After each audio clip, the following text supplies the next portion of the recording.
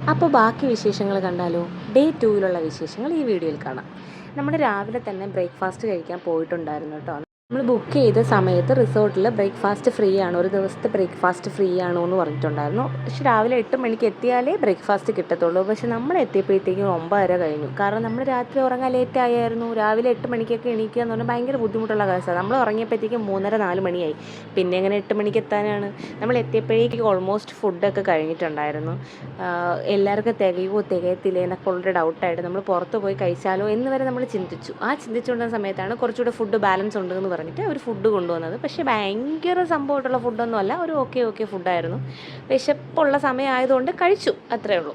അത് കഴിഞ്ഞിട്ട് നമ്മൾ കുട്ടികൾ കുറച്ച് പാർക്കിൽ അവിടെയൊക്കെ കളിയും ബഹളമൊക്കെ ആയിട്ട് ചേട്ടന്മാർ അവരെ പുറകെയായിരുന്നു. നമ്മൾ ഫോണൊക്കെ എടുത്ത് റൂമിനകത്ത് നമ്മൾ 4 പേരുടെ സെറ്റായിട്ട് വീഡിയോയും ഫോട്ടോയൊക്കെ എടുക്കാമെന്നുള്ളൊരു പരിപാടിയായിരുന്നു. കുറച്ച് റീൽ എടുക്കണം, ഇതൊക്കെയായിരുന്നു നമ്മളുടെ ഐഡിയ. അപ്പോൾ നമ്മൾ ഈ ഫോണൊക്കെ വെച്ച് എല്ലാം സെറ്റായിരുന്നു. അപ്പോൾ ചേട്ടന്മാർ വന്നിട്ട് പറഞ്ഞു നമുക്ക് പോവാം, പോകുന്ന വഴിക്ക് എവിടെയെങ്കിലുമൊക്കെ ഒന്ന് കയറിയിട്ട് പോകാം എന്നുള്ളൊരു പ്ലാൻ ഇട്ടു. അങ്ങനെ നമ്മൾ പോകുന്ന വഴിക്ക് എവിടെ ആണെന്ന് ചോദിച്ചാൽ എനിക്കറിയത്തില്ല, ഓർമ്മയില്ല. ഏതോ ഒരു വെള്ളച്ചാട്ടം കാണാൻ വേണ്ടിയിട്ടാണ് പോയത്.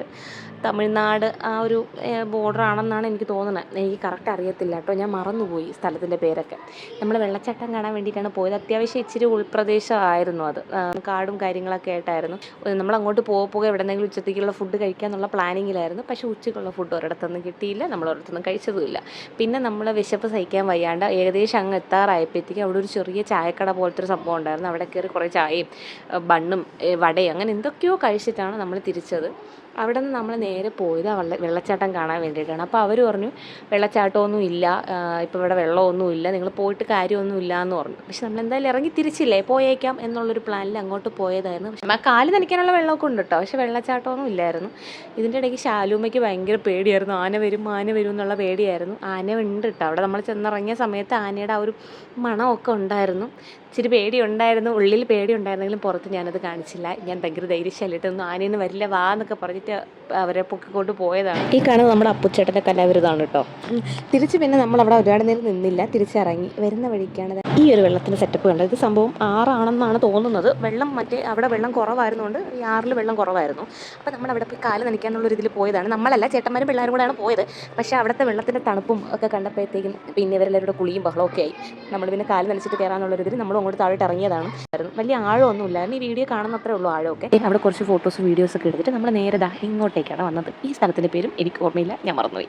അപ്പോൾ ഈ സ്ഥലം നല്ല രസമായിരുന്നു കേട്ടോ കാണാൻ. കാരണം നമ്മുടെ സൈഡിൽ നിന്ന് വണ്ടി ഒതുക്കിയിട്ട് ഒരു സ്റ്റെപ്പ് ഇറങ്ങിയിട്ടാണ് വന്നത്. സ്റ്റെപ്പ് ഇറങ്ങുന്നത് വരെയും ഫ്രണ്ടിൽ ഇങ്ങനത്തെ ഒരു വ്യൂ ആണെന്നുള്ള ഒരു മൈൻഡ് സെറ്റേ അല്ലായിരുന്നു. ഇങ്ങനെ താഴേക്ക് വന്നപ്പോഴാണ് എന്ത് ഭംഗിയായിരുന്നു അറിയോ. കാരണം ഈ നമ്മൾ കണ്ണിൽ കാണുന്ന അതേപോലെ ക്യാപ്ചർ ചെയ്യാൻ പറ്റിയത് എന്ത് നന്നായെന്ന് തോന്നിപ്പോകുന്നു. വീഡിയോയിൽ കാണുന്ന പോലെ ഒന്നുമല്ല, നേരിട്ട് കാണുന്ന എന്താ രസം എന്നറിയാവോ. നല്ല രസമുണ്ടായിരുന്നു കാണാൻ. നമ്മളെല്ലാവരും ഇങ്ങനെ വണ്ടറടിച്ച് നിന്നു ആ ഒരു വ്യൂ കണ്ടപ്പോഴത്തേക്ക്. അപ്പോൾ അവിടുത്തെ നമ്മുടെ പ്ലാൻ എന്താണെന്ന് വെച്ച് കഴിഞ്ഞാൽ ബോട്ടിങ്ങിന് പോകാം എന്നുള്ളതായിരുന്നു. ബോട്ടിങ്ങിന് പോകുമെന്നുള്ള ഒരു ഐഡിയ എനിക്കില്ലായിരുന്നു. അവിടെ ഇറങ്ങിയപ്പോഴേക്കാണ് മനസ്സിലായത് ബോട്ടിങ്ങിന് പോവുകയാണെന്നുള്ളത്. ഇവിടത്തെ കുറിച്ച് ആകെ കൂടി ഐഡിയ ഉണ്ടായിരുന്നത് നമ്മുടെ വിജയ് ചേട്ടനാണ്. കാരണം വിജയ് ചേട്ടൻ ഇവിടെ ഇടയ്ക്ക് വന്നിട്ടുണ്ടായിരുന്നു. വിജയ് ചേട്ടൻ കുറച്ച് മുന്നേ പോയി. കാരണം ഈ ബോട്ട് ഓടിക്കുന്ന ചേട്ടനെ കണ്ടുപിടിക്കാനായിട്ട് വിജയ് ചേട്ടൻ്റെ പരിചയത്തിലുള്ള ഒരാൾ അവിടെ ഉണ്ട്, ഈ ബോട്ട് ഓടിക്കുന്ന ആൾ. പുള്ളിക്കാരൻ്റെ ബോട്ടിൽ നമുക്കിങ്ങനെ മൊത്തത്തിലൊന്ന് കറങ്ങാമെന്നുള്ളതായിരുന്നു പ്ലാൻ. അങ്ങനെ നമ്മളെല്ലാവരും ബോട്ടിൽ കയറി. സത്യം പറഞ്ഞാൽ നമുക്കെല്ലാവർക്കും നല്ല പേടിയുണ്ടായിരുന്നു. നമുക്കെല്ലാവർക്കും, ചേട്ടന്മാർക്ക് പേടിയുണ്ടായിരുന്നു എന്ന് എനിക്കറിയത്തില്ല, പക്ഷേ നമ്മൾ ലേഡീസിന് നല്ല പേടിയുണ്ടായിരുന്നു. എനിക്ക് പൊതുവേ ബോട്ടിങ്ങിനൊന്നും പോകുന്നത് എനിക്കൊട്ടും ഇൻട്രസ്റ്റ് ഇല്ലായിരുന്നു. കാരണം എനിക്ക് പേടിയാണ്, എനിക്ക് നീന്തലൊന്നും അറിയത്തില്ല, അതുകൊണ്ട് എനിക്ക് പേടിയാണ്. പക്ഷെ നല്ല രസം ഉണ്ടായിരുന്നു കേട്ടോ. പേടി ഉള്ളിൻ്റെ ഉള്ളിൽ നല്ല പേടി ഉണ്ടെങ്കിലും പുറത്ത് ഞാനത് കാണിച്ചില്ല, ഞാൻ ഭയങ്കര ബോൾഡായിരുന്നു. പക്ഷെ നല്ല രസം ഉണ്ടായിരുന്നു, നല്ല രസമുള്ള യാത്ര. കാരണം നമുക്കിഷ്ടപ്പെട്ട കുറച്ച് പേരുടെ കൂടെ ഇതുപോലെയൊക്കെ ഒരു യാത്ര പോകാമെന്ന് പറയുന്നത് വളരെ സ്പെഷ്യലാണല്ലോ.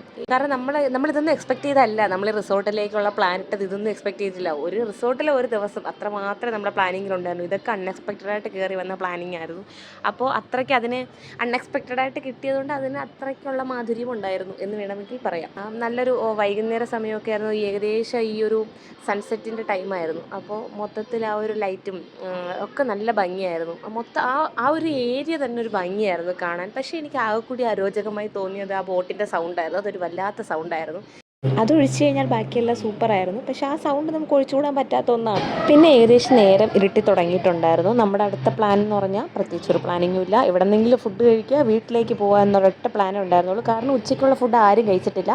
ആ ചായയിലും വടയിലുമാണ് നമ്മൾ ഈ പിടിച്ചു നിന്നത് ഇത്രയും സമയം, നമ്മളും നമ്മുടെ മക്കളും. പോകുന്ന വഴി ഇച്ചിരി നേരം മഴയൊക്കെ ഉണ്ടായിരുന്നു കേട്ടോ. ഭയങ്കര മഴയല്ല, പക്ഷേ ചെറിയ രീതിയിലൊന്ന് മഴ പെയ്തിട്ടുണ്ടായിരുന്നു. അത് ആ ഒരു പർട്ടിക്കുലർ ഏരിയയിൽ മാത്രമേ മഴ ഉണ്ടായിരുന്നുള്ളൂ. പിന്നെ ഇങ്ങോട്ട് വരെ മഴയൊന്നും ഇല്ലായിരുന്നു. ഇങ്ങോട്ട് നല്ല ചൂടായിരുന്നു. പക്ഷെ നമ്മൾക്ക് നമ്മുടെ മെയിൻ അടുത്ത നമ്മുടെ എയിം എന്ന് പറയുന്നത് ഫുഡ് കഴിക്കുക, ഹോട്ടൽ കണ്ടുപിടിക്കുക. ഇതായിരുന്നു നമ്മുടെ ലക്ഷ്യം.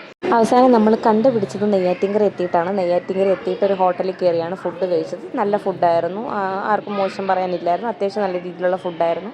പിന്നെ അവിടെ നിന്ന് നമ്മളെല്ലാവരും ടാറ്റാ ബൈ ബൈ പറഞ്ഞു പിരിഞ്ഞു. സത്യം പറഞ്ഞാൽ നമ്മുടെ ലൈഫിൽ മറക്കാനാകാത്ത കുറച്ച് ദിവസങ്ങളുണ്ടാവുമല്ലോ. ആ ഒരു ദിവസങ്ങളുടെ ലിസ്റ്റിലേക്കാണ് ഈ ദിവസങ്ങളും ഞാൻ ഇൻക്ലൂഡ് ചെയ്തിട്ടുള്ളത്. എനിക്ക് നല്ല സ്പെഷ്യലായിട്ടുള്ള ദിവസങ്ങളായിരുന്നു, ഒത്തിരി സന്തോഷമുള്ള ദിവസങ്ങളായിരുന്നു, ഞാനായിട്ടിരുന്ന ദിവസങ്ങളായിരുന്നു. നല്ല ഹാപ്പി ആയിരുന്നു. ഫ്രണ്ട്സ്, മക്കൾസ്, ഫാമിലീസ്, ഇനി ഇതുപോലുള്ള ദിവസങ്ങൾ ഞങ്ങൾക്ക് ഉണ്ടാകട്ടെ എന്ന് ഞാൻ ആഗ്രഹിച്ചുകൊണ്ട് ഈ വീഡിയോ ഇവിടെ അവസാനിപ്പിക്കുന്നു. അപ്പോൾ ഓക്കെ, ബൈ.